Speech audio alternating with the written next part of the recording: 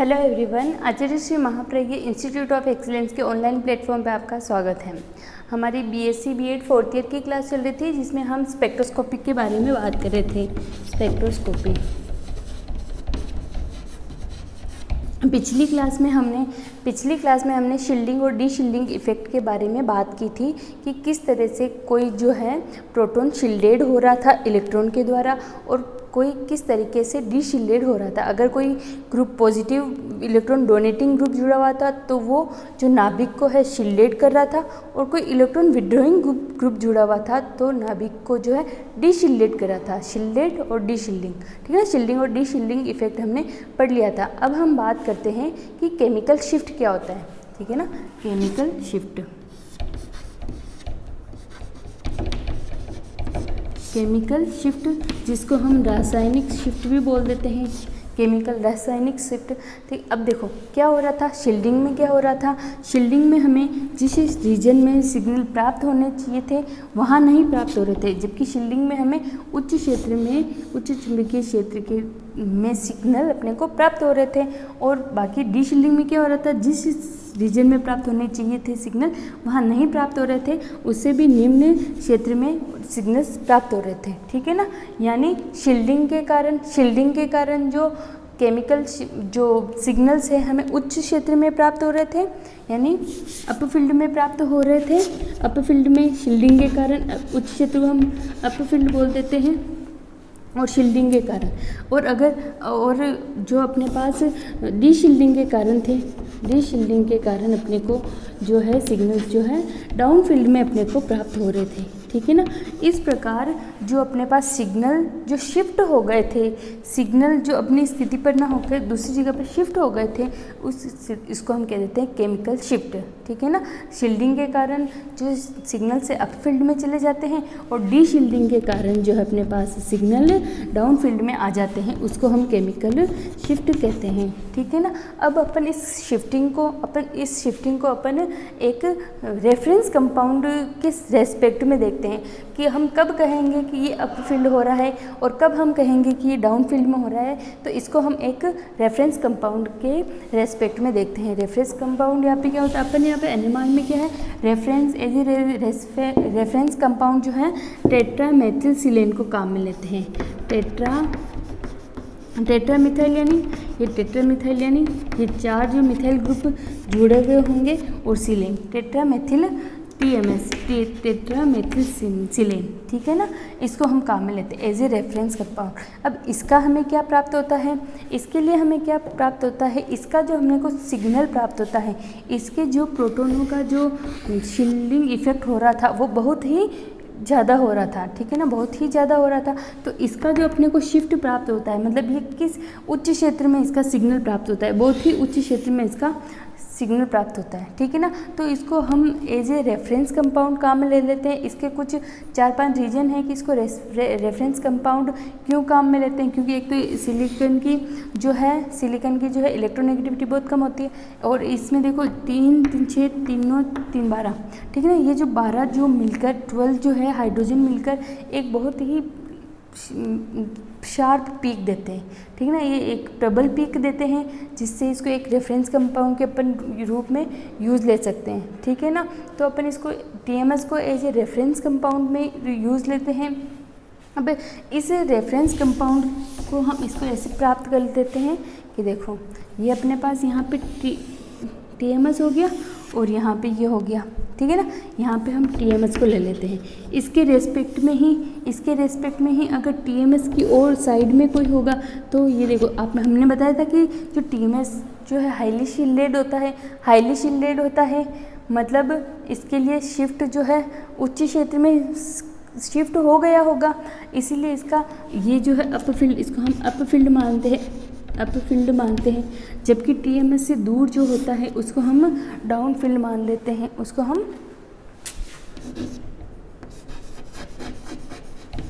हम down field मान लेते हैं। अपर फील्ड और डाउन फील्ड हो गया। अब हम देखते हैं कि जो ये स्केल होती है हम किस पैमाने के ऊपर इसको हम ज्ञात कर सकते हैं। तो 2 पैमाने होते हैं अपने पास, 2 पैमाने होते हैं। एक तो अपने पास होता है डेल्टा का पैमाना, डेल्टा पैमाना, और एक अपने पास होता है टोपेमाना, ठीक है ना। अब इसमें क्या होता है, जो अपने पास TMS होता है, TMS को अपन 0 से स्टार्ट कर देते हैं, और ये 1 2 3 4 5 6 ऐसे बढ़ता है, ठीक है ना। और टो पैमाने में क्या होता है, इसको अपन 10 मान लेते हैं। टो पैमाने में क्या, इस डेल्टा पैमाने में क्या करें, डेल्टा पैमाने में हमने TMS को 0 मान लिया, और जैसे जैसे अपन डाउन फील्ड में जाते जा रहे हैं, ठीक है ना, डाउन फील्ड में जाते जा रहे हैं, तो डेल्टा की वैल्यू क्या होती जा रही है, बढ़ती जा रही है।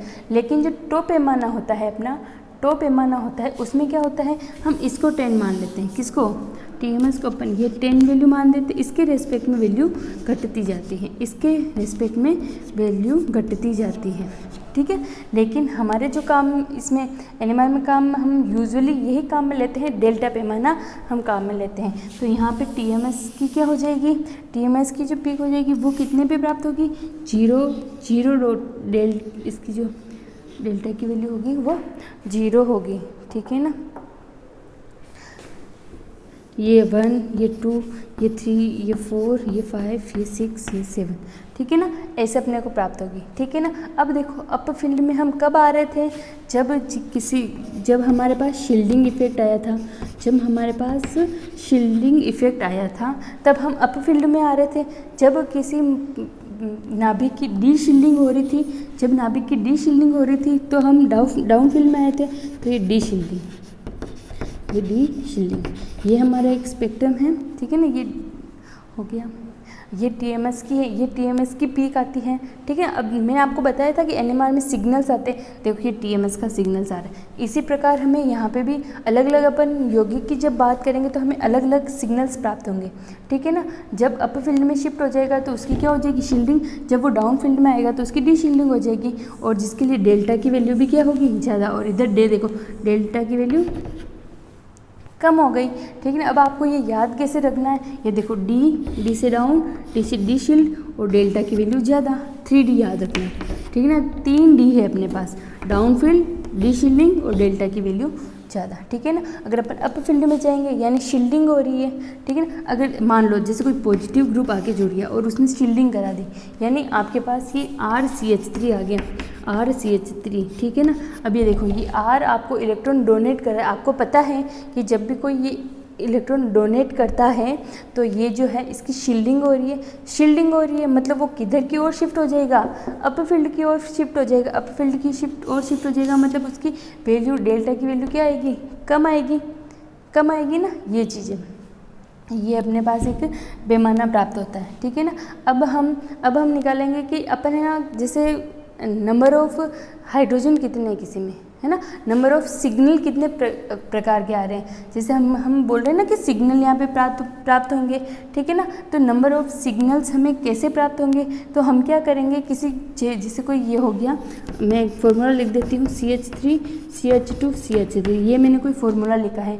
तो अब मैं पता करूँगी कि इसमें कितने प्रकार के हाइड्रोजन उपस्थित है, जितने प्रकार के हाइड्रोजन उपस्थित होंगे उतने ही प्रकार के यहाँ पे सिग्नल आएंगे, ठीक है ना, उतने ही प्रकार के सिग्नल आएंगे, ठीक है। इन सिग्नलों को देख के पता लगाया जा सकता है कि इतने प्रकार के, अच्छा इतने प्रकार के हाइड्रोजन हैं तो इसकी स्ट्रक्चर ये हो सकती है, इसी के बेस पे स्ट्रक्चर की स्टडी की जाती है। तो हम एक कंपाउंड को लेके अब हम सिग्नल्स काउंट करना सीखेंगे, ठीक है। Next heading is signal count करना। ये आपको आ गया डाउन फील्ड यानी डी शील्डिंग यानी डेल्टा की वैल्यू ज़्यादा, अपर फील्ड यानी शील्डिंग यानी डेल्टा की वैल्यू कम, ठीक है। यहाँ तक आता है। अब अपन करेंगे सिग्नल्स काउंट करेंगे, सिग्नल्स काउंट करना।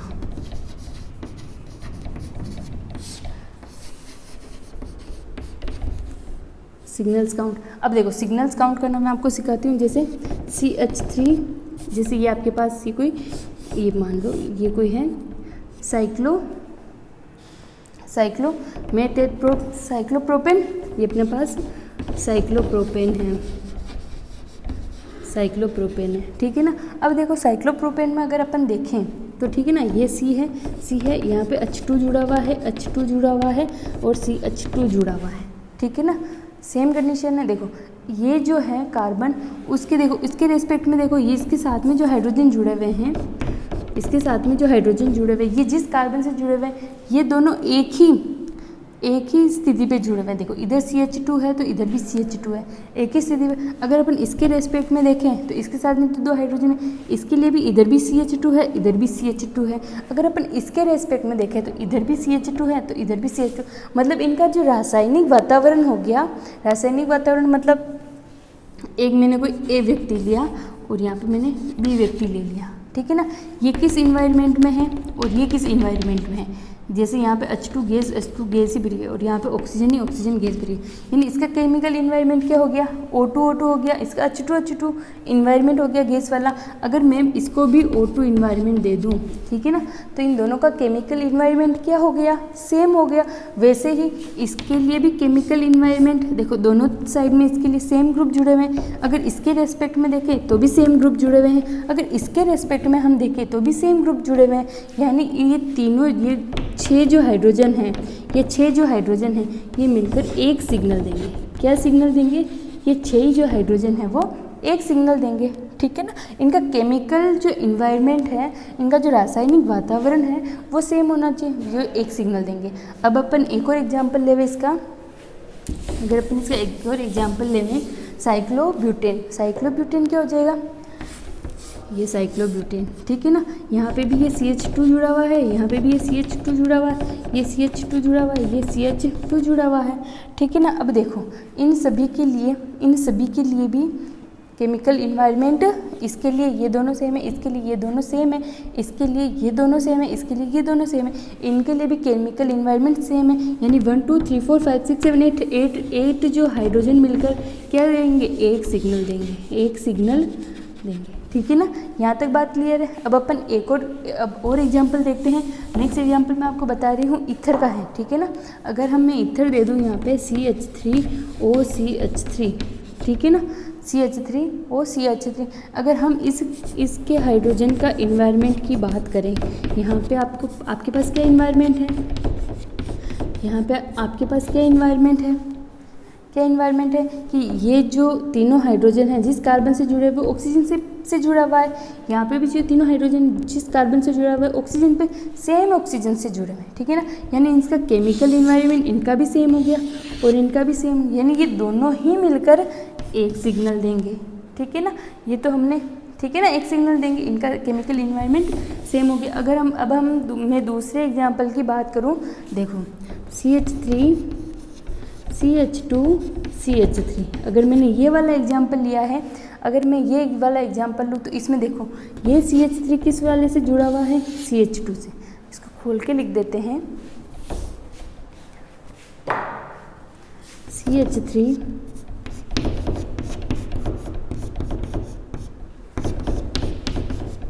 CH2 CH3। अगर मैं इसकी बात करूं तो देखो ये कार्बन ये हाइड्रोजन जिस कार्बन से जुड़ा हुआ है वो C से जुड़ा हुआ है, ठीक है ना। यहाँ पे ये 3, और इधर देखो ये हाइड्रोजन जिस कार्बन से जुड़ा है वो भी C से जुड़ा हुआ है, मतलब ये तीनों हाइड्रोजन और ये तीनों हाइड्रोजन, इन दोनों के लिए इन्वायरमेंट एक हो गया। यानी इसमें एक सिग्नल ये प्राप्त हो गया अपने को, ए प्रकार का सिग्नल, एक सिग्नल ये प्राप्त हो गया। अब देखो इसको तो हम इनसे कंपेयर नहीं कर सकते क्योंकि इसका अलग ही सिग्नल प्राप्त होगा। तो ये हाइड्रोजन जो है, देखो ये हाइड्रोजन और ये हाइड्रोजन जिस कार्बन से जुड़े हुए वो सेम ग्रुप से जुड़ा हुआ है, ठीक है ना। यानी ये हाइड्रोजन और ये हाइड्रोजन सेम स्थिति पे है, यानी बी, यानी 2 सिग्नल अपने को प्राप्त होंगे। कितने सिग्नल अपने को प्राप्त होंगे, 2 सिग्नल अपने को, 2 सिग्नल प्राप्त हो गए। देखो इन दोनों का केमिकल इन्वायरमेंट सेम हो जाएगा और इन दोनों का केमिकल इन्वायरमेंट सेम होके ये एक सिग्नल देंगे ये दोनों, और ये दोनों ग्रुप मिलकर एक सिग्नल देंगे, यानी 2 सिग्नल अपने पास हो जाएंगे। अब अपन और एग्जाम्पल की बात करते हैं। और एग्जाम्पल की अगर अपन बात करें, एग्जाम्पल अपने पास हो जाएगा CH3 CH2OH, ठीक है ना। अगले एग्जाम्पल की बात करें CH3 CH2OH, इसमें क्या हो जाएगा, देखो H, इनका केमिकल इन्वायरमेंट अलग है, इसके समान कोई है ही नहीं, ठीक है ना, H और H, इसका केमिकल इन्वायरमेंट भी अलग है, और ये देखो ये H बिल्कुल ही अलग है, इसका केमिकल इन्वायरमेंट अलग है, यानी इसमें डिफरेंट टाइप के प्रोटॉन हैं। लेकिन इसमें क्या है, देखो इस कार्बन से जुड़े हुए हैं 1, 2 और 3, ये जो तीनों हाइड्रोजन है इनका इन्वायरमेंट तो सेम है, यानी ये ए प्रकार का होगा, ए प्रकार का ये हो गया, ठीक है ना। एक सिग्नल हमको यहाँ से आ गया, ठीक है ना, क्योंकि ये जिस कार्बन से जुड़े हुए हैं इन हाइड्रोजन को तो सेम इन्वायरमेंट मिल रहा है। अब यहाँ अपन देखेंगे, यहाँ पे देखो 2 हाइड्रोजन जुड़े हुए, इन दोनों हाइड्रोजन के लिए इन्वायरमेंट सेम है, यानी ये बी प्रकार का यहाँ पे सिग्नल प्राप्त हो गया, ये बी प्रकार का, और यहाँ पे ये बिल्कुल ओ से जुड़ा हुआ है तो यहाँ पे सी प्रकार का, यानी अपने को यहाँ पे कितने सिग्नल प्राप्त हो रहे हैं, 3 सिग्नल यहाँ पे प्राप्त हो रहे हैं। ऐसे हम प्रोटॉन को करके सिग्नल्स प्राप्त करते हैं, ठीक है। अब मैं आपको कुछ एग्जाम्पल्स लिखा देती हूँ, कुछ एग्जाम्पल्स के बेस पे आप इनको करिएगा, ठीक है।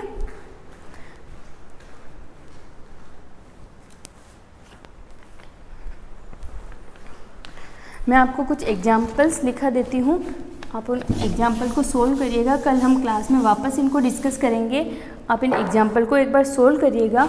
जैसे CH3 एग्जाम्पल नंबर फर्स्ट, आप इनको नोट कर लीजिए, आप इनको सोल्व करिएगा। नेक्स्ट क्लास में इनको वापस मैं आपको सोल्व करवाऊँगी, आप कोशिश करना एक बार CH3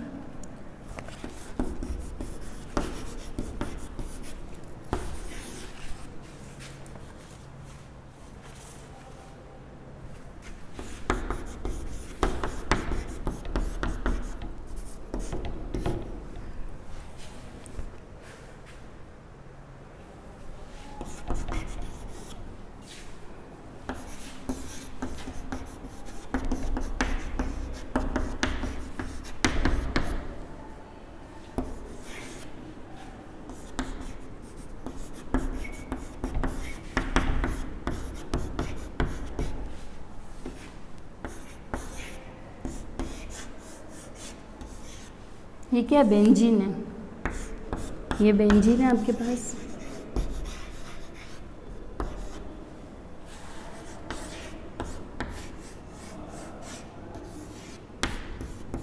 ये टोलुइन है।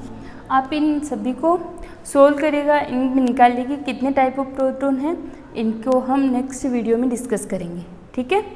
अब आप सिग्नल समझ गए, केमिकल इन्वायरमेंट सेम होना चाहिए, ठीक है ना, केमिकल इन्वायरमेंट सेम होना चाहिए। मैं आपको 2-3 क्वेश्चन और लिखवा देती हूँ, 8 यहाँ लिखा देती हूँ मैं।